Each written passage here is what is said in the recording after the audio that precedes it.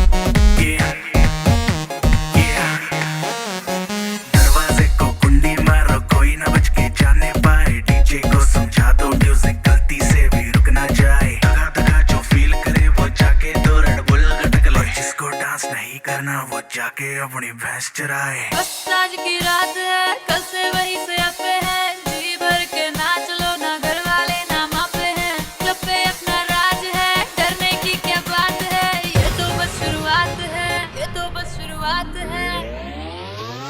अरे अभी तो पार्टी शुरू हुई है।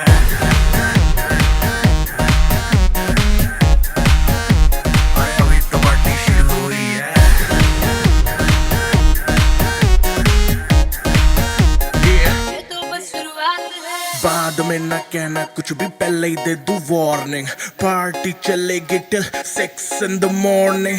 जी भर के नाच ले बेबी, नाच नाच के तोड़ दे सैंडल। आंटी पुलिस बुला लेगी तो यार तेरा कर लेगा हैंडल। हुई है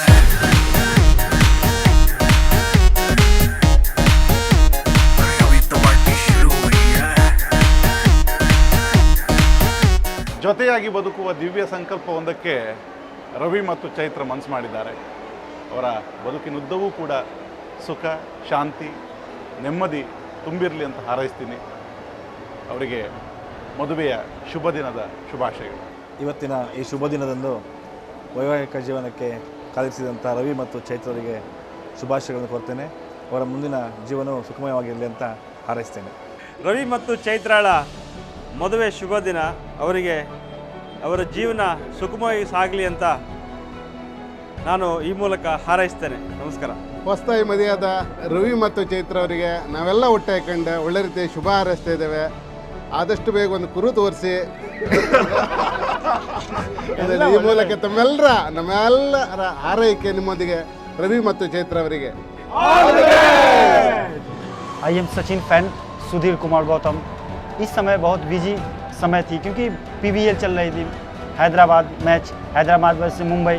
लेकिन मुंबई से जब रवि जी फ़ोन किए कि हाँ शादी, तो ये बात पहले ही मालूम थी और मैंने शादी के लिए सुकुमार जी और CS के बिगनेस ये को लेकर आए, क्योंकि इन्हीं की बदौलत हम लोग को इनवाइट किए गए।